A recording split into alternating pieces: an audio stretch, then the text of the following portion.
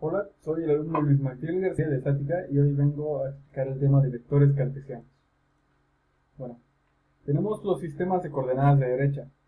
Bueno, cuando se tiene un problema en tres dimensiones, la forma más sencilla de resolverlo va a ser mediante el uso de los vectores cartesianos.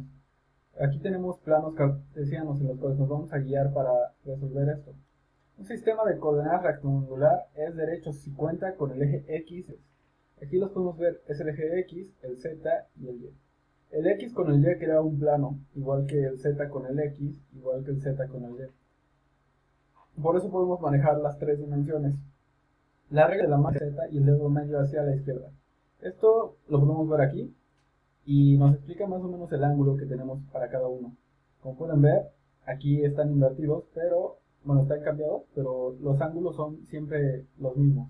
Como podemos ver aquí, en este caso Z, en este caso sería X, en este caso sería y Z, pero de que, bueno, las componentes rectangulares de un vector.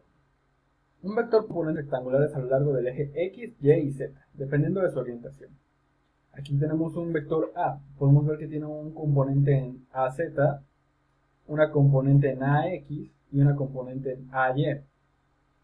Bueno, mediante la ley del paralelogramo podemos dividir el vector A en vectores componentes, lo que nos va a llevar a la siguiente expresión. El vector A va a ser igual a la suma del vector AX más AY más AZ.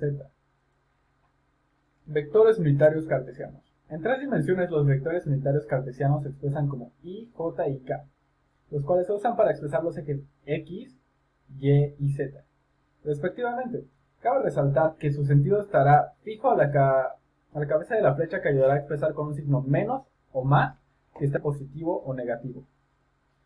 Un ejemplo, aquí tenemos J con Y, que sería su respectivo, I con X, que sería su respectivo, y K con Z. Aunque, según los problemas, pueden plantearnos que el X está de este lado, el Y de este y el Z de este, estos estarán siempre con los mismos, Z con K, I con X y J con Y.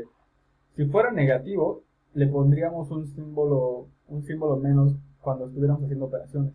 Un ejemplo, si este J fuera para abajo, sería negativo. Si J fuera para atrás, sería negativo. En estos casos, todos son positivos. Bueno, representación de un vector cartesiano. Tomando en cuenta que la suma de las componentes de un vector A conforman a este, podemos decir que la suma de las componentes del vector Z conforman al vector A.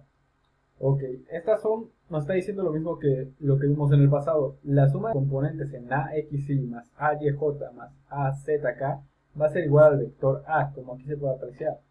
AXY, AXY, AYJ, AYJ y AZK, que conformarán al vector A.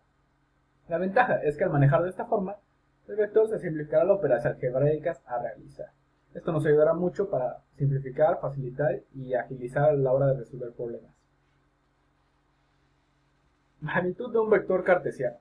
Obtener la magnitud de un vector A en forma de vector cartesiano se obtiene ya que siempre formará un triángulo rectángulo, lo que mediante un despeje del teorema de Pitágoras nos llevará a la siguiente expresión. Decimos que siempre formará un triángulo rectángulo porque siempre generan un ángulo de 90 grados. Bueno, esto nos lleva a un ejemplo.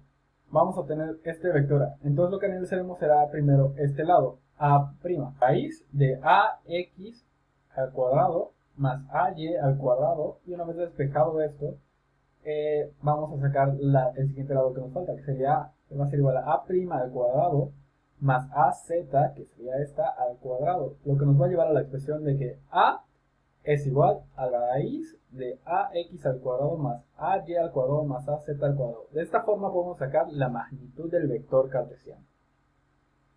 La dirección de un vector cartesiano.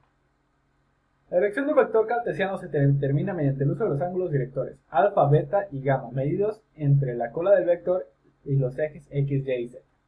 Mediante el uso de cosenos directores podremos apoyarnos para llegar a las siguientes ecuaciones, donde el coseno alfa será a ax sobre a, el coseno b de beta va a ser igual a y sobre a, el coseno de gamma va a ser igual a z sobre a, donde a, z son las componentes que tenemos del vector y a sería su magnitud. Bueno, para determinar el ángulo director emplearemos el coseno inverso, despejando el ángulo director. Un ejemplo, si tendríamos un coseno alfa, tendríamos que sacarle el seno inverso para tener solo alfa, así sacándole solo el seno inverso a la componente ax sobre la magnitud.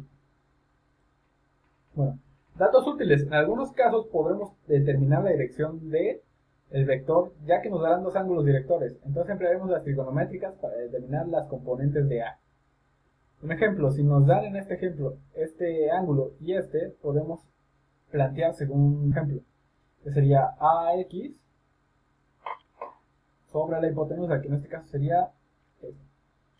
Y así lo vamos planteando. Un ejemplo, aquí lo hizo con AZ, el cateto adyacente sería este. Entonces, al despejar nos quedará esto y así respectivamente. Tras esto seguimos manejando y nos va a llevar a una solución en la que A va a ser igual a seno de nuestro ángulo por coseno de, y así respectivamente. Bueno, una manera fácil de obtener los cosenos directores es formar un vector unitario UA en la dirección de A, donde UA tendrá una magnitud de 1 y será dimensional, dado que A está dividido entre su magnitud. Aquí tenemos UA, que va a ser igual a A sobre su magnitud. Esto va a ser igual a sus componentes sobre la magnitud, lo que nos va a llevar a decir que UA es igual a la suma de los cosenos directores, lo que nos lleva a seguir aquí que el coseno director al cuadrado de alfa más beta más más gamma va a ser igual a 1. Tomando en cuenta esto, tenemos que A va a ser igual a U, lo que despejando terminará así. A de XY, A de YJ, A de ZK. Saltando, ¿cómo se llama de otra forma? A la respuesta. Suma de un vector cartesiano. La suma de dos o más vectores se simplifica si se expresa en términos de componentes cartesianas, ya que las componentes de cada eje se sumarán respectivamente, dando origen a un componente de eje respectiva al valor resultante. Aquí tenemos un ejemplo, un vector